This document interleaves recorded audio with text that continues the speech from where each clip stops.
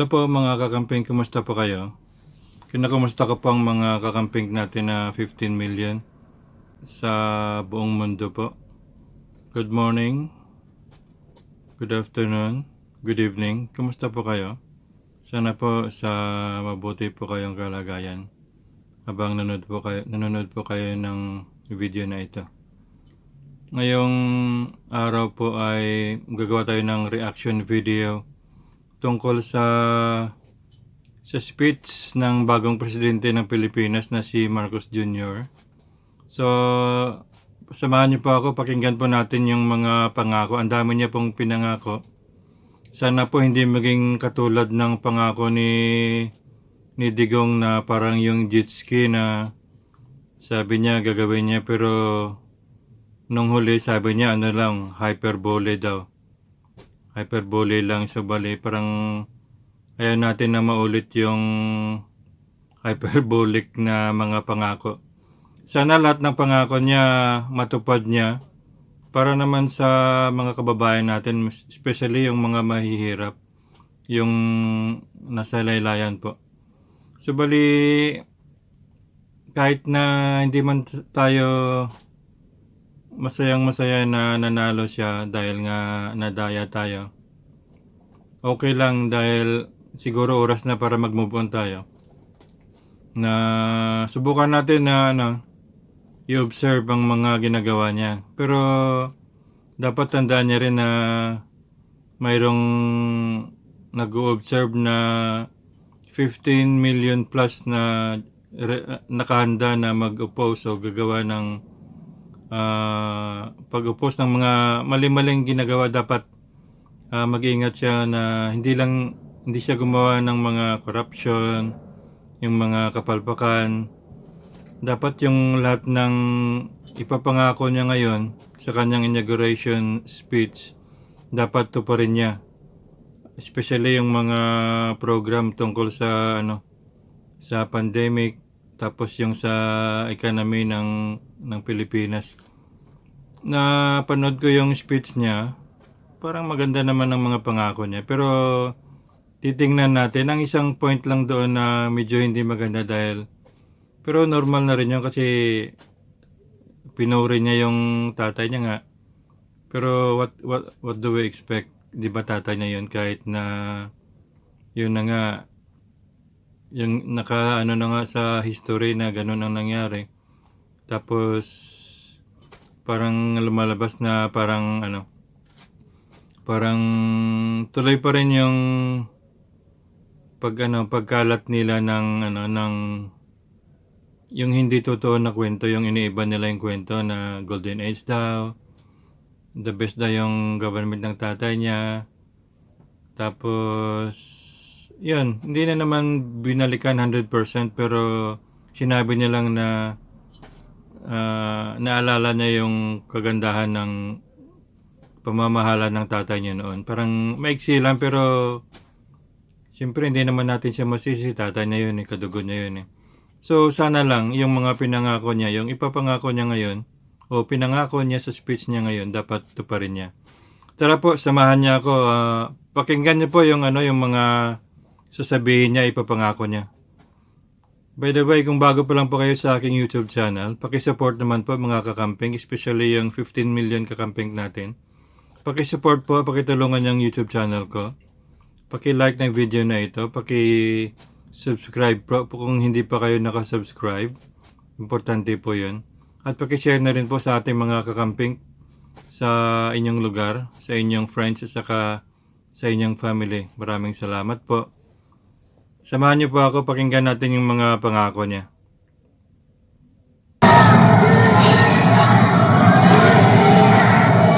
His Excellency David Hurley, Governor General of Australia, and First Lady Linda Hurley, Their Excellencies, Special Envoys, and Heads of Delegations, His Excellency, Most Reverend Charles John Brown, and the esteemed members of the Diplomatic Corps, Vice President Sara Duterte, President Fidel Ramos, President Joseph Ejercito Estrada, President Gloria Macapagal Arroyo, Senate President Vicente Soto III, and the honorable members of the Philippine Senate, House Speaker Lord Alan J. Velasco, and the honorable members of the House of Representatives, Chief Justice Alexander Gesmundo, and the honorable justices of the Supreme Court, of course, First Lady Lisa Araneta, and my children, Alexander, Sandro, Simon, and Vincent. I cannot proceed without a special greeting, of course, to the former First Lady Imelda Romualdez Marcos.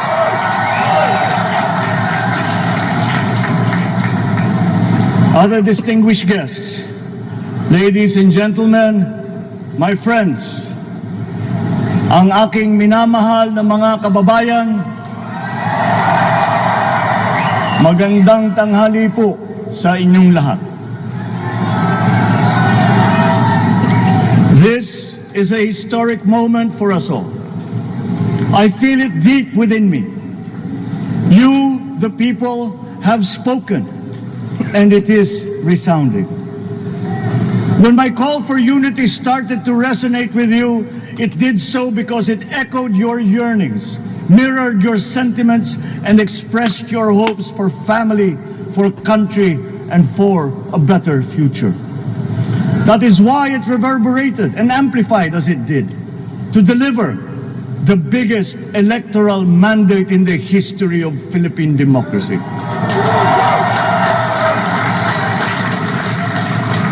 By your vote, you rejected the politics of division.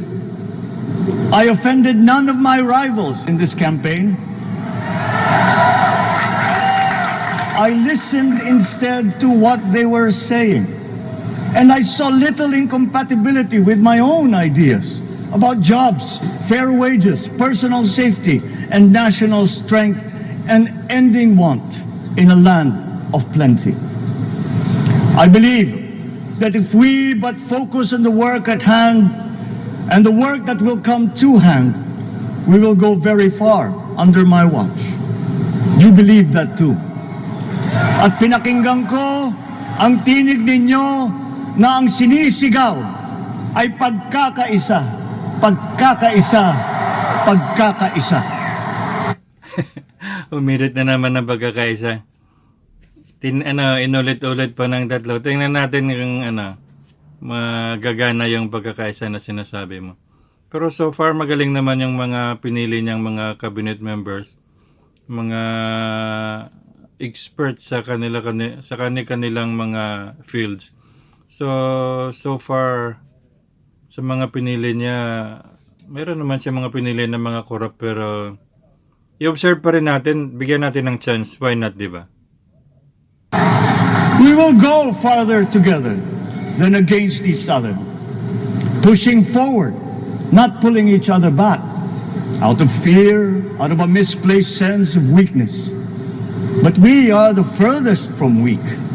The Filipino diaspora flourishes even in the most inhospitable climes, where they are valued for their quality.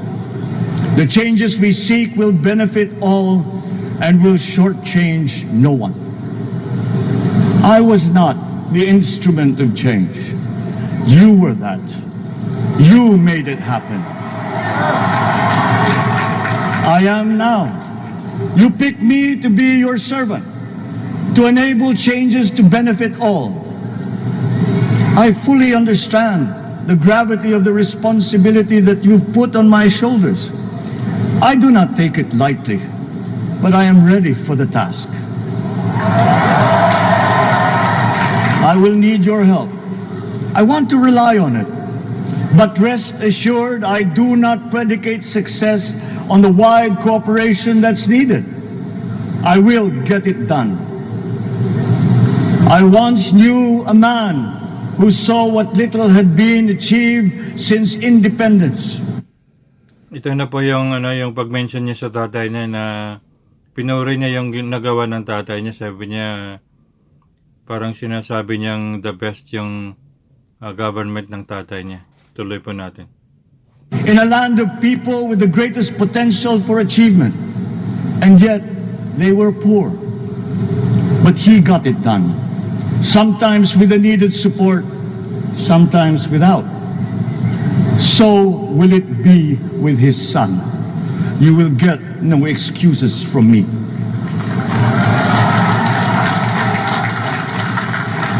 I am here not to talk about the past. I am here to tell you about our future.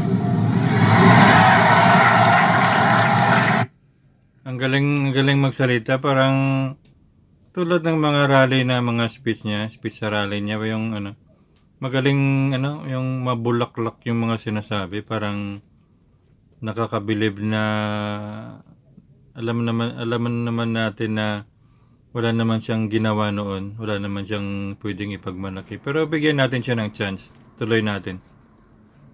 A future of sufficiency, even plenty, of readily available ways and means to get done what needs doing.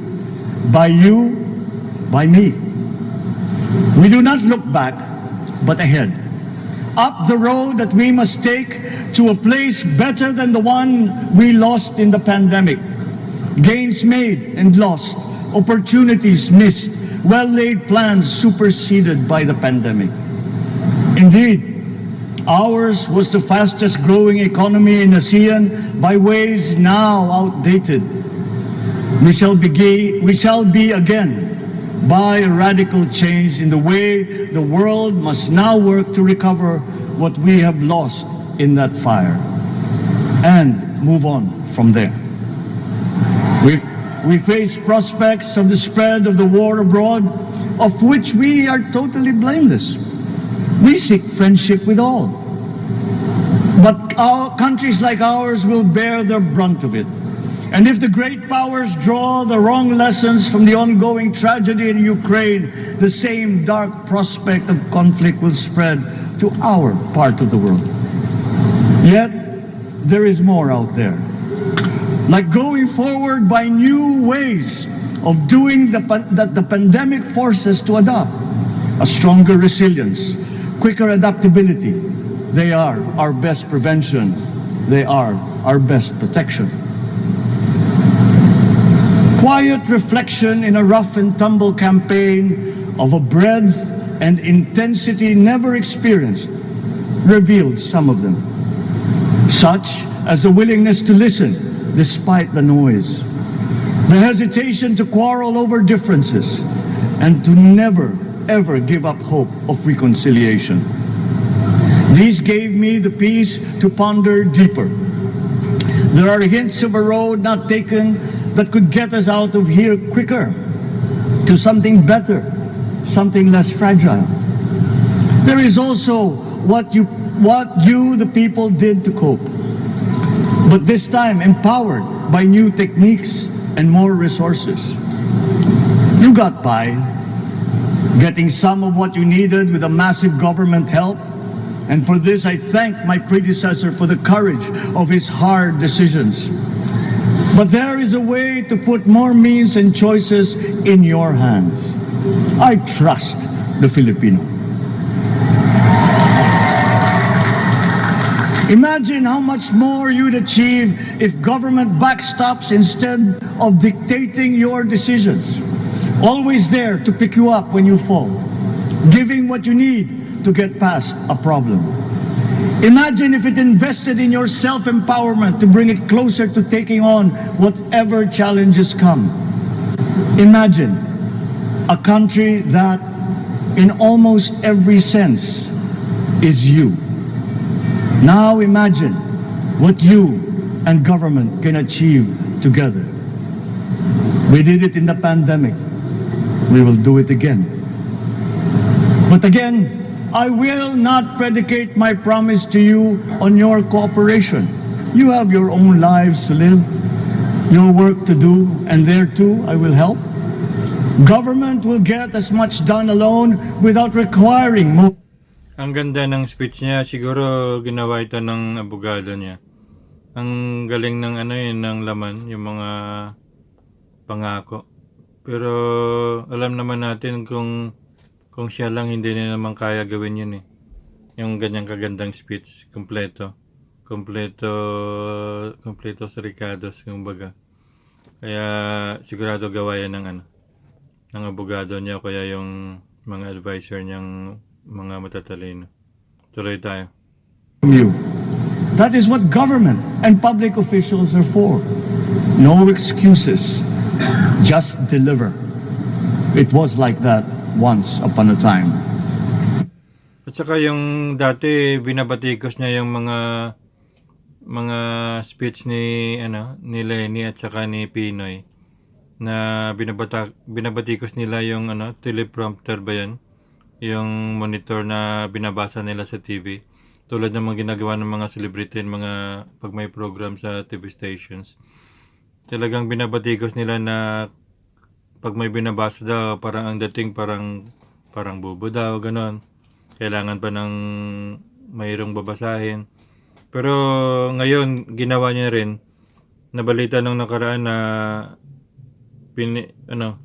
pinipilit siyang, parang sinabihan siyang kailangan mong gawin yung teleprompter para maiwasan yung mga kamalian, para parang perfect na speech ang labas niya. Kasi pag minimorize mo lang, talagang yung sequence hindi maganda. Iba talaga ba teleprompter, hindi naman negative yun, positive naman yung teleprompter, normal lang yun sa panahon ngayon. Kaya tuloy natin.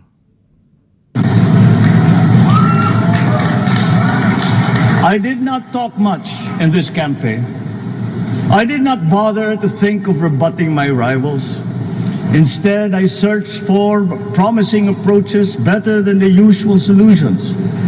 Hindi daw siya nagbabatikos ng kalaban, pero kasi mayroon siyang binabayaran ng mga trolls yun na gumagawa in his behalf.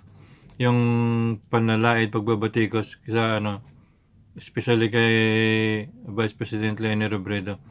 Hindi niya nga tinitira, hindi siya ng negative campaigning, hindi siya nagsasalita ng paninira sa kay Lenny.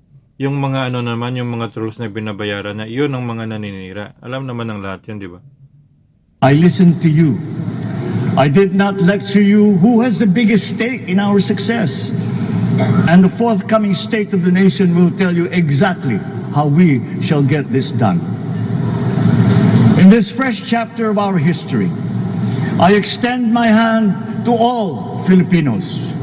Come, let us put our shoulders to the wheel and give that wheel a faster turn to repair and to rebuild and to address challenges in new ways, to provide what all Filipinos need, to be all that we can.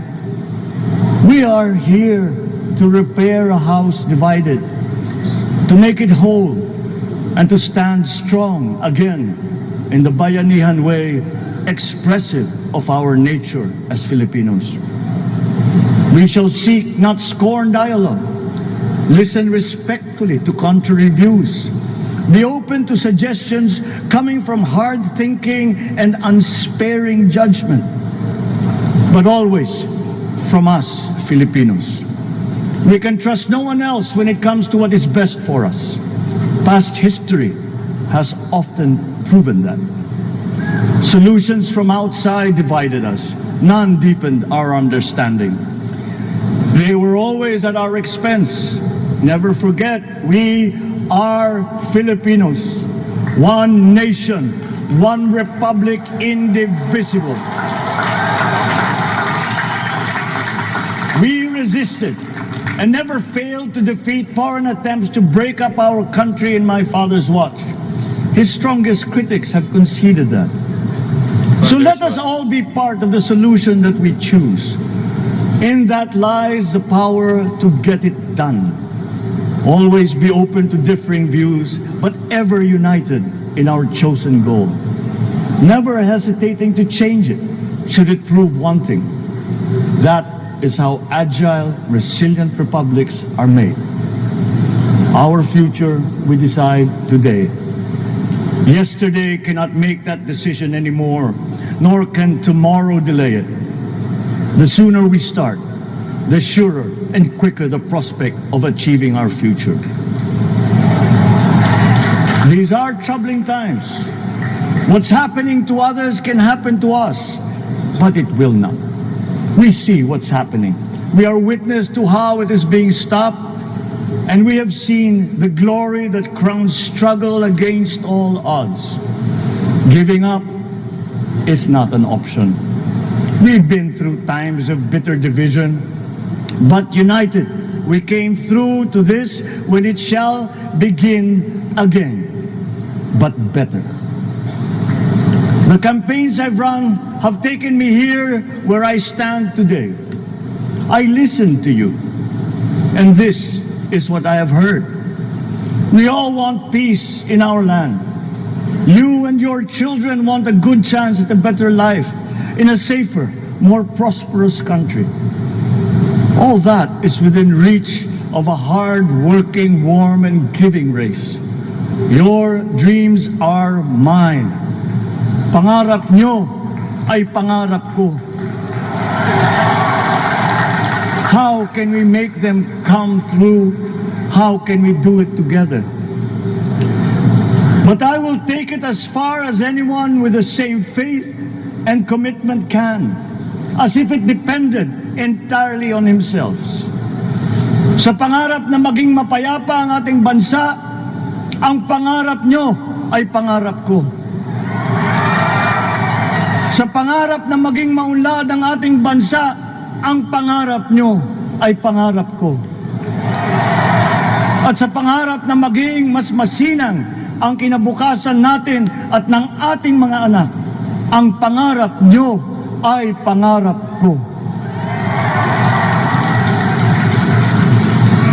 We are presently drawing up a comprehensive, all-inclusive plan for economic transformation. We will build back better by doing things in the light of the experiences that we have had, both good and bad. It doesn't matter. No looking back in anger or nostalgia. But I will walk that road with you. The pandemic ravaged bigger economies than ours. The virus is not the only thing to blame. What had been well built was torn down. We will build it back better. The role of agriculture cries for the urgent attention that its neglect and misdirection now demands. Food self-sufficiency has been the key promise of every administration. None but one delivered. There were inherent defects in the old ways and in recent ways too. The trade policy of competitive advantage made the case that when it comes to food sufficiency, a country should not produce but import what other countries make more of and sell cheapest. Then came Ukraine.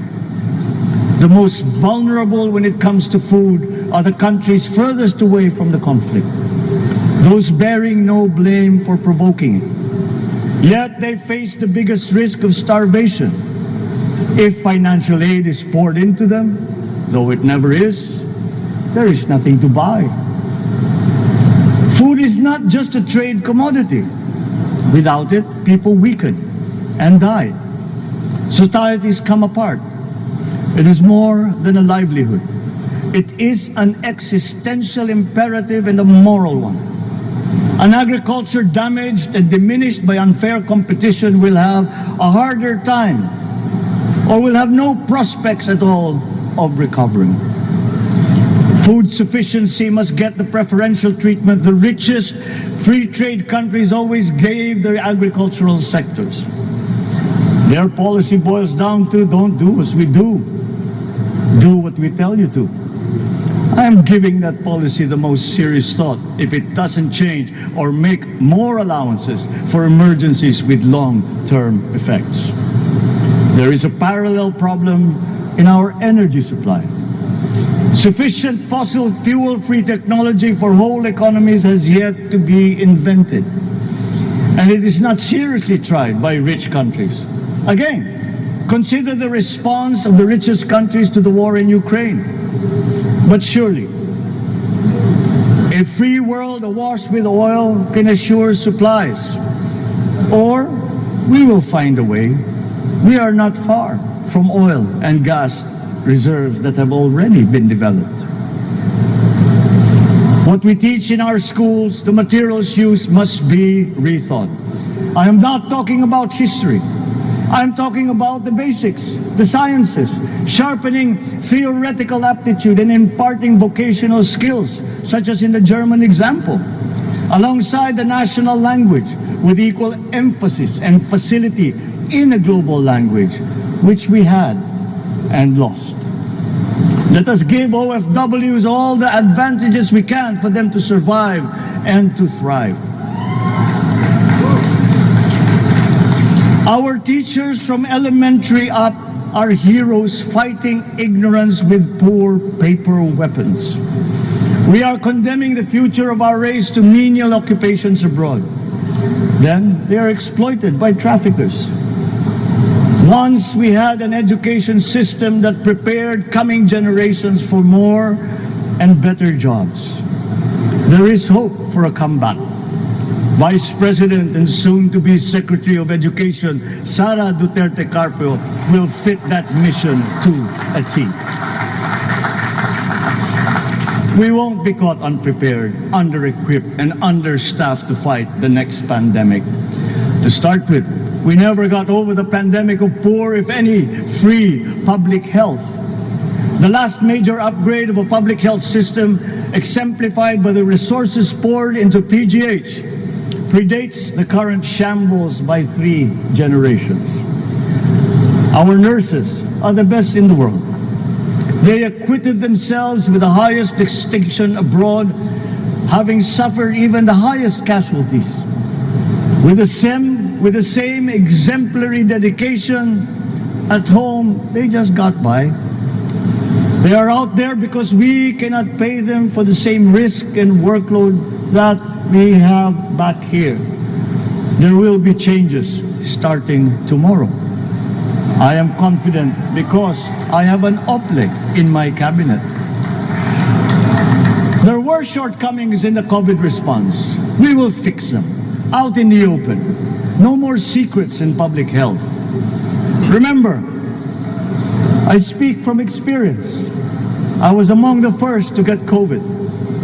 It was not a walk in the park.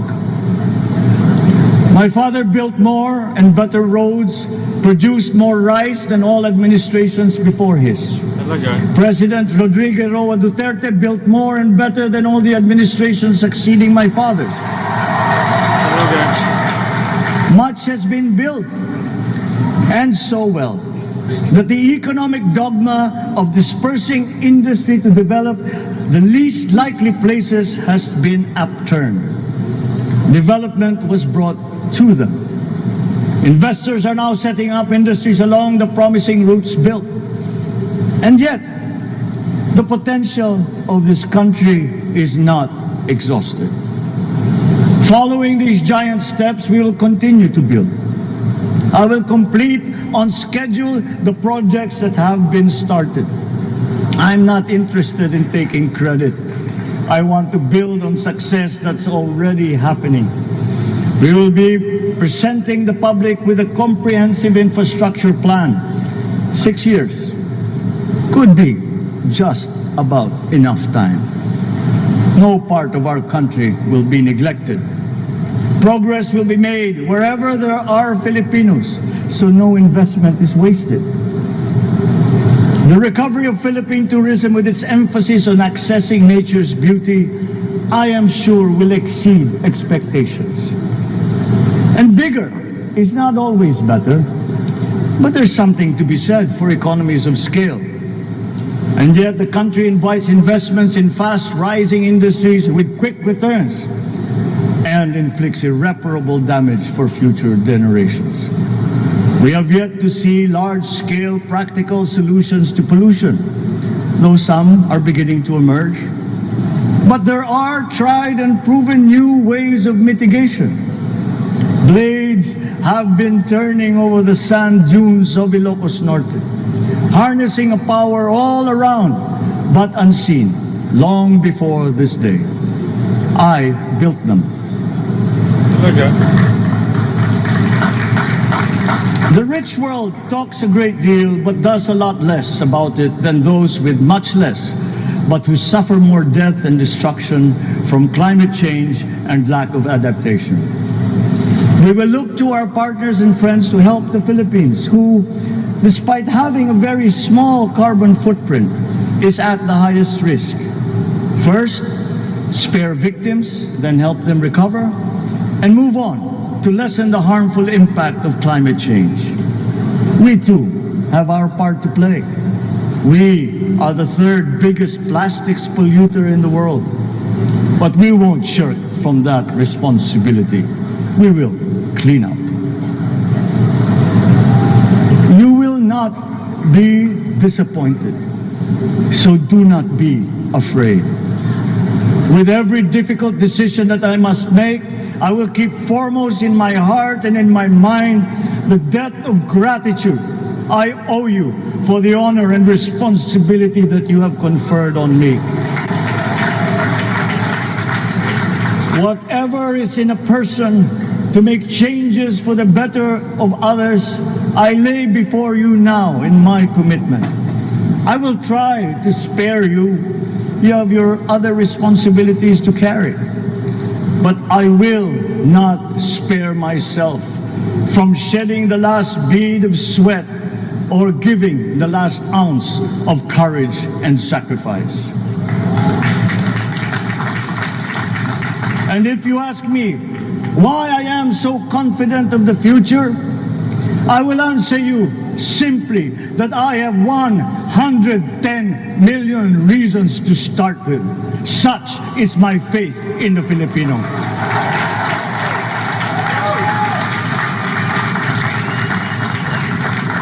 Believe, have hope. The sun also rises like it did today and as it will tomorrow. And as surely as that, we will achieve the country all Filipinos deserve. God bless the Philippines.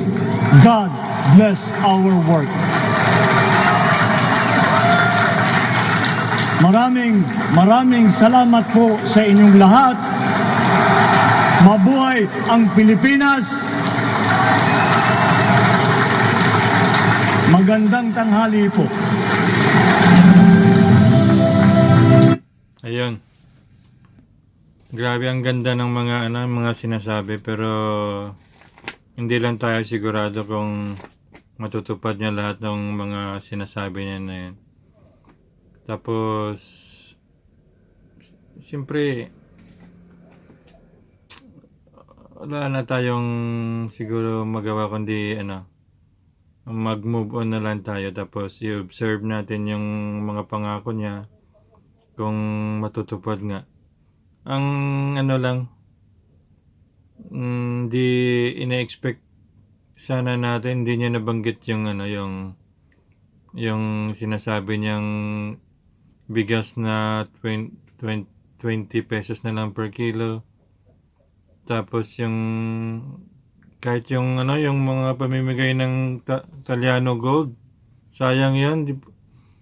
Maraming nag-i-expect doon. Sana hindi man lang niya nabanggit, di ba? Ang daming mga supporters niya na nag-aabang nung sabi nila magmamimigay daw siya ng 10,000 per month sa lahat ng Pilipino, dahil nga mayaman nga daw sila. So bali yung mga ina-expect natin na sasabihin niya, hindi niya nasabi lahat. May mga bagong pangako siya na yan ang abangan natin sa 6 years na term niya, kung ano-ano ang mga kaya niyang tuparin o kaya niyang magawa sa 6 years para i-improve ang pamumuhay ng mga mahihirap na Pilipino. So, dito na lang po muna nagtatapos ang ating reaksyon sa speech ng bagong presidente ng Pilipinas, Marcos Jr. By the way, kung bago pa lang po kayo sa aking YouTube channel, paki-support naman po, especially yung 15 million na kakamping natin. Please like this video at paki-subscribe po ng YouTube channel ko. At paki-share na rin po sa ating mga kakamping dyan sa inyong lugar, sa inyong mga friends and families. Maraming salamat po sa inyong pagsama at panonood at pakikinig. See you on my next video. God bless us all. Maraming salamat po. Bye for now.